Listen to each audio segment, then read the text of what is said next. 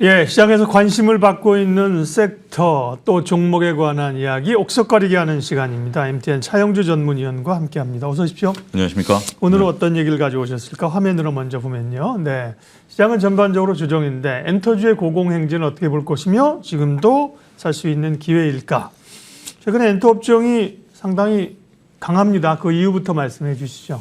예, 엔터 업종이 지금 뭐 다른 그 업종에 비해서 네. 상대적으로 강한 흐름들 좀 보여주고 있습니다. 오늘 같은 경우도 지수가 조금 흔들리고 있는 가운데에서도 엔터주가 단연 돋보이는 그런 모습들을 확인하실 수가 있을 것으로 보여집니다. 일단 엔터 업종 하면 그 가장 먼저 들 수 있는 게 스토리와 실적이 같이 간다라는 겁니다. 우리가 이제 투자자들이 관심을 갖게 되는 것들이 이러이러한 퍼포먼스를 보이면서 기업들이 갈 것이야라고 하는데 그 퍼포먼스를 잘 모르는 경우도 있거든요. 지금 대표적인 예로 좀 불편하긴 하겠습니다. 반도체 같은 경우 업황에 대한 의견들이 좀 분분하고 그것을 어떻게 이해해야 될지에 대해서 조금 불명확한 경우도 있지 않습니까? 상황에 따라 시각에 따라 시각이 좀 다르죠. 다르죠. 예. 그리고 전문적인 지식 여부에 네. 따라서 보는 건 다르지만 엔터는 간단하죠.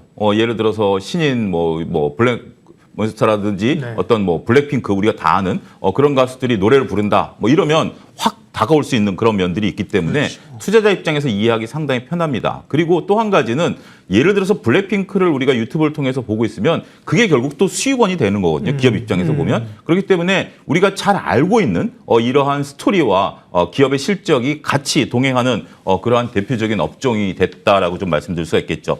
더군다나 조금 전에 얘기했던 블랙몬스터 같이 이제 신인들이 이제 데뷔를 시작하긴 합니다. 우리가 이제 기존에 오래 있었던 가수들이나 이런 저도 굉장히 오래전 가수들 좋아하긴 합니다만 그분들 같은 경우는 기본적인 어떤 실적을 깔고 가는 거고 또 새로운 가수들이 나오면서 또 다양한 연령층들의 선호도를 끌어올 수 있는 부분들을 보면 우리가 이제 기업들이라는 게 자꾸 변화를 가져야 되는 거 아니겠습니까? 근데 엔터주들이 여기에 맞게 적절하게 신인 그룹들 그다음에 또 일부 엔터사들은 미국이라든지 글로벌 확장세를 나타내려고 하는 노력들을 다양하게 지금 계획하고 있지 않습니까? 이런 것들이 상당히 관심을 좀 끌어모을 수 있다라고 말씀드릴 수가 있겠죠. 그리고 올해 초에 어떻게 보면 하이브 관련해가지고 조금 여러 가지 얘기들이 좀 있었죠. 근데 그런 것들이 일단락 됐기 때문에 그러한 동안에 엔터주들이 시장의 전면에 나서기가 조금 쉽지 않았죠. 그 사이에는 우리가 로봇이라든지 인공지능이라든지 이런 쪽에 이제 집중을 하면서 그것을 넘겨왔었는데 오히려 올해 초에 하이브 사태라고 좀 표현을 드리겠습니다만 그게 일단락되면서 이제 오롯이 각각의 엔터사들의 자신의 퍼포먼스를 보여주는 그런 상황들이 연출이 되다 보니까 상대적으로 관심을 끌고 있다 이렇게 말씀드릴 수가 있겠습니다. 기본적으로 주식은 사실 기대감으로 가는 거죠. 뭐가 네. 될 거라는 건데 이제 기대감이 현실로 나타나는 경우도 있고 현실로 안 나타나는 경우도 꽤 많죠. 시장에서. 그렇습니다. 그죠? 예. 근데 예. 이제 엔터주는 실적이 된다 기본적으로. 그죠? 네. 실적과 기대감이 맞물려 가는 거고요. 다만 시장 전체가 조금 지금 조정 분위기 아니겠습니까? 그렇습니다. 그래서 시장이나 다른 주식이 조정을 받는다고 하면 엔터주도 힘을 좀 발휘하기 어려운 상황이 되는 건 아닐까? 이런 생각도 좀 해보는 거죠. 예, 그렇습니다. 근데 이제 오히려 시장의 조정을 받을 네. 때 그 대안주로서의 역할을 엔터주가 할 가능성이 높다라고 말씀을 좀 드릴 수가 네. 있겠죠.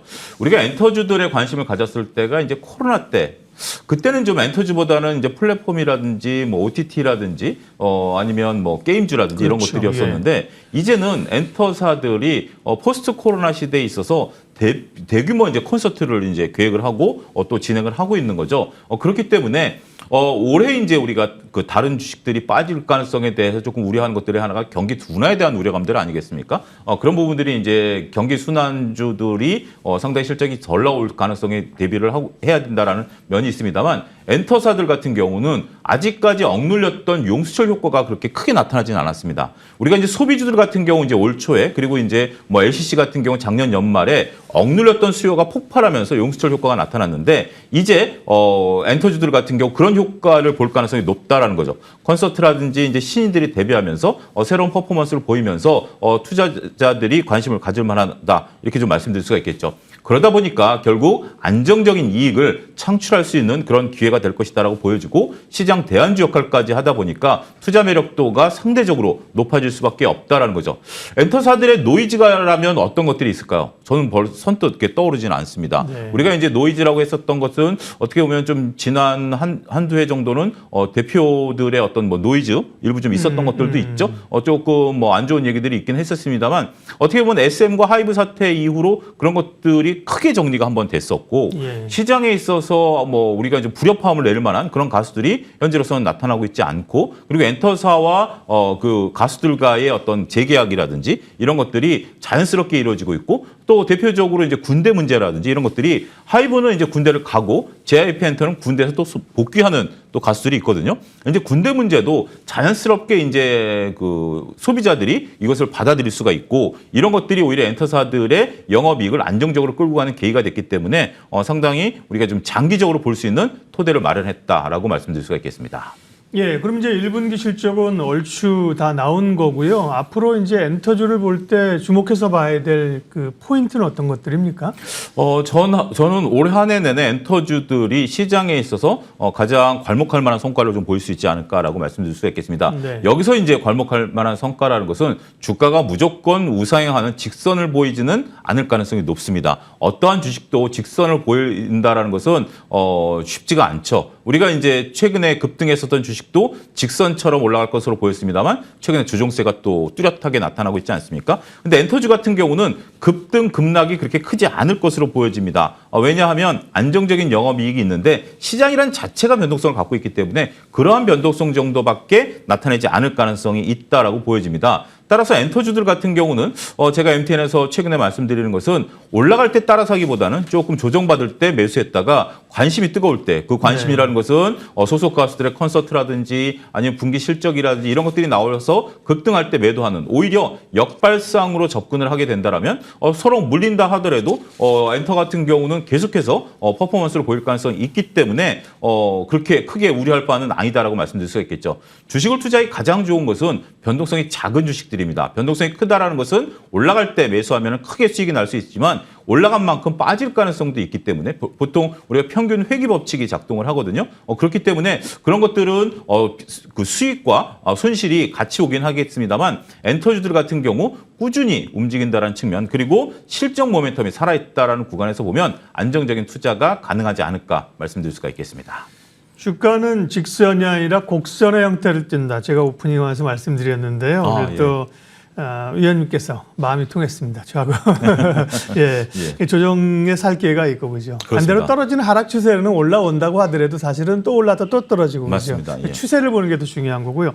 그럼 엔터주 쭉 말씀하셨는데 엔터주에도 지금 엔터 4사가 있고 또 조그만 회사도 있고 그러면 차 위원님은 엔터주 가운데 어떤 게 조금 더 선호 종목으로 보시는지 얘기해 주실 수 있을까요? 저는 엔터는 대장주를 봐야 된다라고 말씀드릴 수가 있겠습니다. 현재 대장주는 JYP 엔터이고요.